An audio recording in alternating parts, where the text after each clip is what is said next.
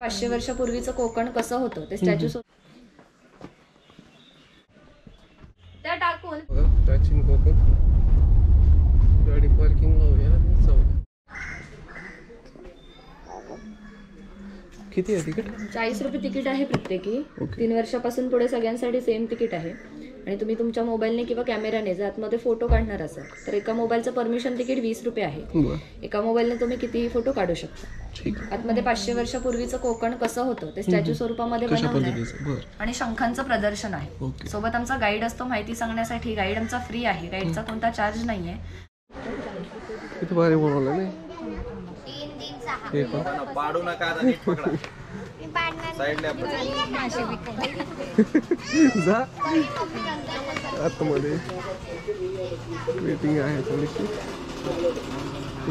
या ठिकाणी आतमध्ये किती प्रकारचे वनस्पती आहेत, औषधी अशी लिहिलेली माहिती.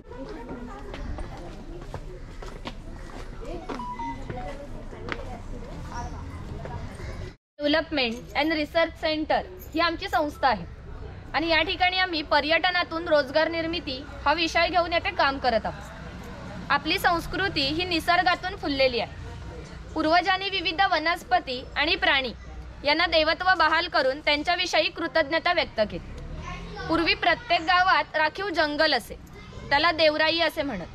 त्यातील वनस्पती किंवा प्राणी यांची हत्या केल्यास ते पाप समजले जाईल. विविध धार्मिक ग्रंथांचा अभ्यास करून आम्ही इथे एक नक्षत्रबाग तयार केली. प्रत्येकाच्या जन्म नक्षत्रानुसार एक वृक्ष हा आराध्य वृक्ष म्हणून मानला जातो आणि त्याची पूजा अर्चा केल्यास त्या व्यक्तीला धन, सौख्य, आरोग्य प्राप्त होते. प्रत्येकाच्या जन्म नक्षत्रानुसार बाहेर आम्ही बोर्ड लावलेला आहे. परत येताना तुम्ही तो बोर्ड पाहू शकता.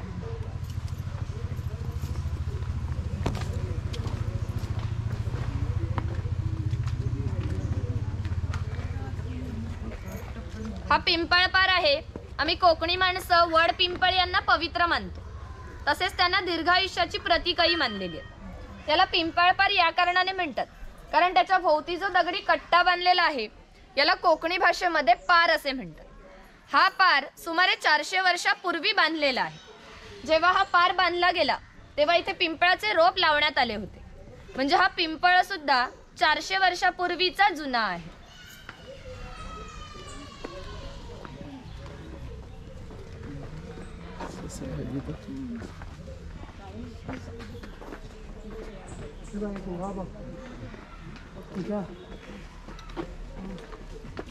हा शिलालेख आहे. या शिलालेखावरती लिहिलेली कविता कवी माधव यांनी 100 वर्षापूर्वी लिहिली.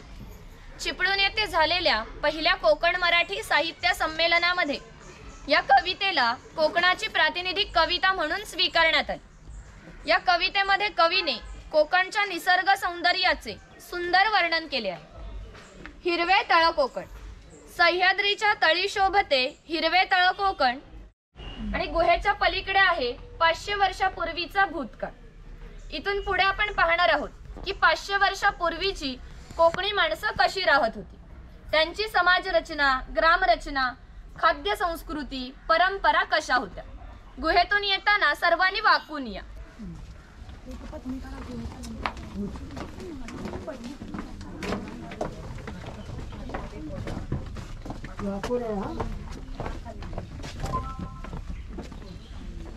हे कोकमचं झाड आहे.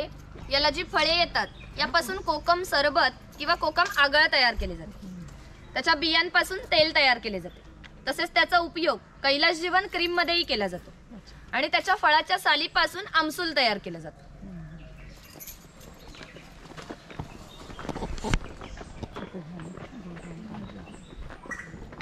आहे ना, म्हणजे तरस दिसतो इकडे.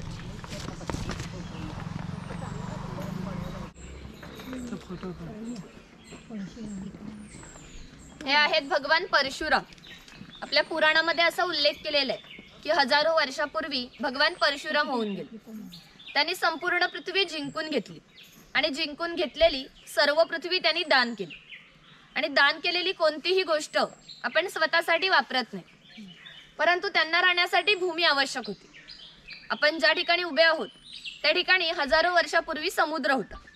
त्यांनी त्याच्याशी युद्ध केले आणि त्याला 40 ते 50 किलोमीटर पाठीमागे ढकललं आणि या सुंदर कोकण प्रदेशाची निर्मिती केली. म्हणून या कोकण प्रदेशाला परशुराम भूमी असे म्हणतात. हे सारे कोकण दऱ्याखोऱ्यांनी वेढलेले आहे. सूर्याची किरणे जमिनीपर्यंत पोहोचू शकत नाहीत एवढी दाट अरण्ये, वाघ, अस्वल, गवेरेडे यासारखी जंगली श्वापदे, 200 ते 250 प्रकारच्या औषधी वनस्पती, शेकडो प्रकारचे मासे, दुर्मिळ कासवे, सुसर, मगर यासारखे प्राणी येथे पाहायला मिळतात. तसेच कोकणामध्ये लाल रंगाचा जांभा नावाचा दगड मिळतो. जांभ्या दगडाचा हा जो पक्का रोड बांधलाय याला पाखाडी असे म्हणतात. ही पाखाडी 400 वर्षापूर्वी बांधलेली. त्यावेळी ती गणपतीच्या देवळापर्यंत होती. काळाच्या ओघात नष्ट झाली. आज फक्त ती आपल्या प्राचीन कोकणमध्ये शिल्लक राहिलेली पाहायला मिळते. पूर्वी सामान्यपणे अशा पाखाड्या या ग्रामदेवतेकडे जाण्यासाठी बांधल्या जात असत. आज आपण सुद्धा या पाखाडीने प्राचीन कोकणमधील ग्रामदेवतेकडे जाणार आहोत. वाघ, टायगर.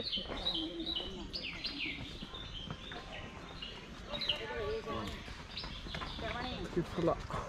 हे चिरफळाचं झाड आहे. चिरफळाची फळे जंतुनाशक आहे म्हणून त्यांचा उपयोग शेतकरी धान्य साठवण्यासाठी करतात. तसेच त्याचा उपयोग गरम मसाल्यासारख्या पदार्थांमध्ये केला जातो. माडी काढणारा. हे ग्रामदेवतेचं मंदिर आहे. पूर्वी धार्मिक संस्था या गाव नियंत्रित करीत असत. गावातील सर्व गावकरी येथे एकत्र येत असत. गावात जर 2 व्यक्तींची भांडणे झाली तर संपूर्ण गाव येथे एकत्र येऊन गावप्रमुख त्यांच्यासमोर न्यायदान करीत असे. तसेच गावातील सार्वजनिक कामे जसे की आता पाखाड्या बांधणे, लाकडी साकव बांधणे अशा प्रकारची कामे कोणी, कधी आणि कुठे करायची याविषयीचे निर्णय गावकरी येथे बसून घेत असत. आणखी एक महत्त्वाचे वैशिष्ट्य म्हणजे जगभर अशी प्रथा आहे की प्रत्येक जाती धर्माचे लोक आपापल्या देवाकडे जातात आणि देवाचे दर्शन घेतात. आम्ही कोकणी माणसं सुद्धा वर्षभर देवळात जाऊन देवाचे दर्शन घेतो. पण जेव्हा आमच्याकडे शिमग्याचा सण येतो तेव्हा हा देव या पालखीमध्ये बसवून प्रत्येकाच्या घरोघरी नेला जातो. म्हणजे कोकणी माणूस आणि देव यांचं नातं इतक्या जवळचं आहे की आमचं एकमेकांकडे येणं जाणं असतं. या देवीचं नाव वाघजाई आहे. आम्ही हे नाव जाणीवपूर्वक ठेवलं कारण असं म्हणतात की ज्या निसर्गामध्ये वाघ आहे तो निसर्ग समृद्ध असतो. 500 वर्षापूर्वीचा निसर्ग सुद्धा असाच समृद्ध होता. आमच्या भावविश्वामध्ये त्याला देवत्वाचं स्थान आहे. आम्ही कोकणी माणसं वड, पिंपळ, नाग, साप यांची पूजा करतो. म्हणजे आम्ही निसर्गपूजक माणसे आहोत. म्हणून आमच्या देवीचं नाव सुद्धा प्रत्यक्ष निसर्गाशी संबंधित असंच ठेवलं आहे वाघजाई. इथे कडक लक्ष्मी दाखवली. पोतराज लोक असतात ना, स्वतःला चापकाने मारून घेतात ते लोक. हा कोळी समाज आहे. कोळी समाजाचे लोक समुद्राच्या इतके जवळ राहतात की समुद्राच्या भरतीचे पाणी यांच्या घराला लागून जाते. एवढी छोटी होडी घेऊन हे लोक 8 ते 10 तास खोलवर समुद्रामध्ये मासेमारी करतात. कधी कधी समुद्राच्या उसळणाऱ्या लाटा या त्यांच्या होडीपेक्षा मोठ्या असतात. तरीही हे लोक कुशलतेने होडी वल्हवतात आणि पहाटेच्या वेळी घरी परत येतात. हा नाभिक आहे. पूर्वी कोकणामध्ये 12 बलुतेदार पद्धती अस्तित्वात होती. म्हणजे नाभिक, सुतार, चर्मकार, कासार हे लोकांच्या घरोघरी जाऊन सेवा पुरवतात. त्या बदल्यात त्यांना पैसे नव्हे तर केवळ धान्य मिळत असे. म्हणजे एका नाभिकाला एका कुटुंबातील पुरुषाचे घरी जाऊन केस आणि दाढी करण्याचे वर्षभरासाठी 4 पैसे म्हणजे आताचे 8 किलो धान्य मिळत असे.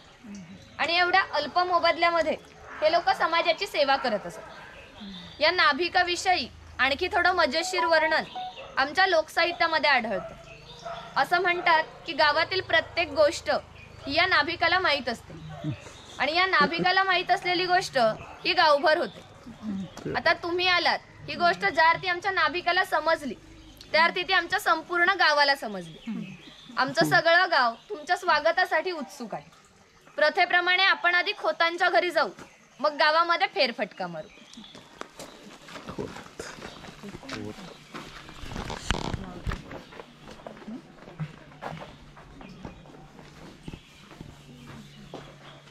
शंखाच्या कवड्या असतात, त्या टाकून विशिष्ट प्रकारचे दान मागितले जाते आणि त्यानुसार सोंगट्या पुढे मागे सरकवून हा खेळ खेळला जातो.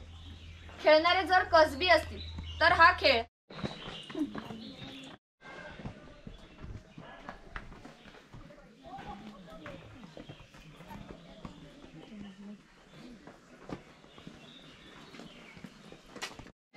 हा शेतकरी आहे, याचं गवताचं घर आणि याच्या अपुऱ्या कपड्यावर जाऊ नका.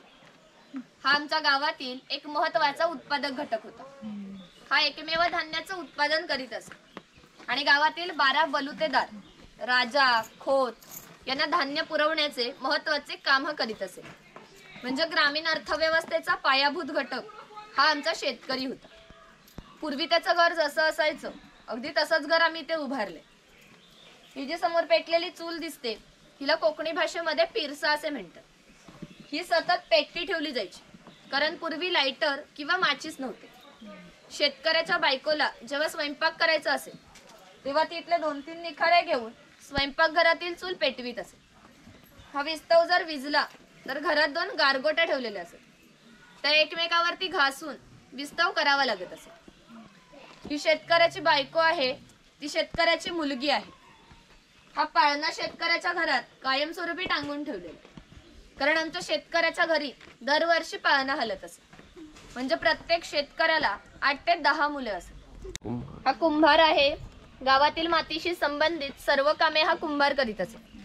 म्हणजे गणपतीचे दिवस आले की लाल मातीचे गणपती तयार करणे, उन्हाळा आला की मातीची मडकी तयार करणे, दिवाळीच्या वेळेला पणत्या तयार करून प्रत्येकाच्या घरोघरी नेऊन पोचवण्याचे काम हा कुंभार करीत असे. एखाद्याचं जर घर बांधायचं असेल तर तो त्याच्या घरी जाऊन ही कौले तयार करून देत असे. हे जे सफेद रंगाचे मडके दिसते हे माडी काढायचे मडके आहे. कोकणामध्ये नारळाची झाडे ही भरपूर प्रमाणात आहेत. त्यांना नारळ येण्यापूर्वी पोई येते, त्या पोईला आडवा काप दिला जातो आणि बाजूने विशिष्ट प्रकारचा झाडपाला लावला जातो. तो पाला आतील माडी शोषून घेतो आणि ही थेंब गळणारी माडी हे मडके वरचेवर लावून त्यामध्ये साठवली जाते. काळाच्या ओघात 12 बलुतेदारांचे व्यवसाय नष्ट झाले, परंतु माडी काढण्याचा व्यवसाय हा अजूनही व्यवस्थित चालू आहे. अभोळ या कोकणातील बंदरांना 5000 वर्षापूर्वीचा इतिहास आहे. या बंदरांमधूनच भारतीय व्यापाऱ्यांनी पूर्ण जगाशी व्यापार केला. इथून निर्यात होणाऱ्या वस्तूंमध्ये हस्तकौशल्याच्या वस्तू, तलम कापड, हस्तिदंती वस्तू, शंख शिंपले इत्यादी वस्तूंची निर्यात हा वाणी करत असे. त्या बदल्यात संपूर्ण जगातून भारतात सोने येत असे. म्हणजे भारताने जे सुवर्ण युग अनुभवले त्याची प्रवेशद्वारे ही कोकणची बंदरे होती. कोकणातील 12 बलुतेदार दाखवताना जे अधिक कौशल्यवान आहेत त्या मी ते दाखवले आहे. त्यापैकी हा सुतार आहे. सुताराचे खरे काम आहे शेतकऱ्याला लागणारी लाकडी अवजारे बनवून देणे. हा सावंतवाडीचा सुतार आहे. सावंतवाडीतील लोकांचे लाकडावरील कोरीव काम हे जगप्रसिद्ध आहे. त्यांच्या काही हस्तकौशल्याच्या वस्तू तुम्हाला आमच्या हस्तकला समन्वय केंद्रामध्ये पाहायला. खोबरेल तेलाचा वापर हा जास्त प्रमाणात करीत असे. शेतकरी आपल्या बागेतील खोबरे स्वतः तेलाकडे घेऊन जात असे आणि तेली त्याच्या देखत त्याला तेल पडून देत असे. हा तेलाचा घाणा आहे, याला खुंट असे म्हणतात. यामध्ये सुके खोबरे घातले जाते. हे जे उभे लाकूड दिसते याला लाट असे म्हणतात. या लाटेला हे आडवे लाकूड अशा तऱ्हेने बांधले जाते जेणेकरून ही लाट उभी राहते. या ठिकाणी जोखडाला बैल बांधला जातो आणि इथे आडव्या लाकडावर दगड ठेवून तेली स्वतः यावर बसते. हे सर्व वजन घेऊन हा बैल गोल फिरवला जातो. त्यामुळे आतील खोबरे रगडून त्याचे तेल निघते. हे तेल जर भरून काढायचे असेल तर प्रथम जोखडाचे बैल सोडायचे, जोखड बाजूला केले जाते. आडवे लाकूड बाजूला करून लाट बाजूला केली जाते आणि आतील तेल भरून काढले जाते. ही फुलाची परडी आहे. ही रोवळी आहे. हिचा वापर धान्य धुण्यासाठी तसेच आजही धार्मिक कार्यात केला जातो. जेव्हा आमच्याकडे शुभ कार्य असते तेव्हा घरातील कुमारिका किंवा सौभाग्यवती स्त्रिया या रोवळीमध्ये दिवा ठेवून हातात घेऊन उभ्या असतात. शुभ कार्य पार पडण्यापूर्वी जर दिवा विझला तर कार्य अशुभ मानले जाते. अजूनही आमच्या चाकरमान्यांचे जर मुंबईला लग्न असेल तर ही रोवळी गावावरून मुंबईला पाठवली जाते. हे स्वयंपाकघर आहे. प्रत्येक समाजाची स्वतंत्र अशी खाद्य संस्कृती असते. कोणत्याही 2 समाजाची खाद्य संस्कृती समान नसते. म्हणजे आमच्या कोकणी माणसांची ही चविष्ट अशी खाद्य संस्कृती आहे. आम्ही कोकणी माणसं आपल्या जेवणात भात आणि मासे मोठ्या प्रमाणात खातो. कोकणात येऊन माशाची आमटी, उकडीचे मोदक आणि भाजणीचे वडे न खाणे म्हणजे कोकण न अनुभवल्यासारखं. मस्त मग दिसते एक कासव आहे पाणी भरण्यासाठी. त्या जोडीला मी आणखी एक प्रसंग सांगते जो 500 वर्षापूर्वी घडला. इथून 80 किलोमीटर अंतरावर मार्लेश्वर नावाचे देवस्थान आहे. एका पर्वतामध्ये एक गुहा आहे आणि गुहेमध्ये शंकराची पिंडी आहे. आणखी एक वैशिष्ट्य म्हणजे या गुहेमध्ये अजूनही जिवंत साप आहे. पूर्वी मार्लेश्वर देव हे एका गावामध्ये राहत होते. तेथील लोक वाईट मार्गाने वागू लागले. त्यामुळे शंकरांचे पावित्र्य हे कमी होऊ लागले. शंकरांना ते मान्य नव्हते म्हणून त्यांनी गाव सोडून जाण्याचा निर्णय घेतला. मकर संक्रांतीच्या आदल्या रात्री ते गावाबाहेर पडले. गावाबाहेर चर्मकाराचे घर होते. चर्मकार गरीब होता पण श्रद्धाळू आणि नीतिवान होता. शंकरांनी कोणत्याही जातीपातीचा विचार न करता चर्मकाराला मशाल दाखवण्यासाठी धनगर दिसतो इथं.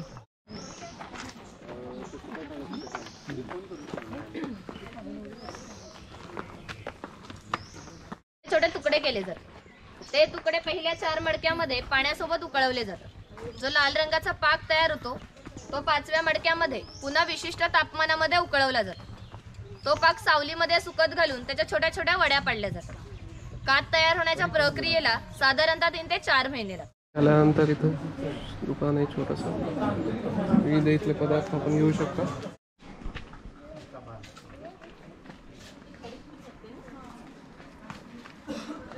या ठिकाणी संपलेलं आहे पूर्ण पाहण्यासाठी. खूप छान असं आहे. आपण विजिट करण्यासाठी या ठिकाणी येऊ शकता. आता इथं वस्तू आहेत शंख शिंपले विक्रीसाठी.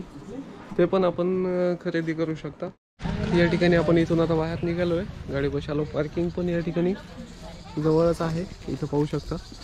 हा व्हिडिओ आपण इथेच संपवतो आहे. व्हिडिओ आवडला तर नक्कीच लाईक करा, शेअर करा, चॅनलला सबस्क्राईब करा. पुढील व्हिडिओ कोकणातील येणार आहेत ते पण नक्कीच बघा. भेटूया नेक्स्ट व्हिडिओ.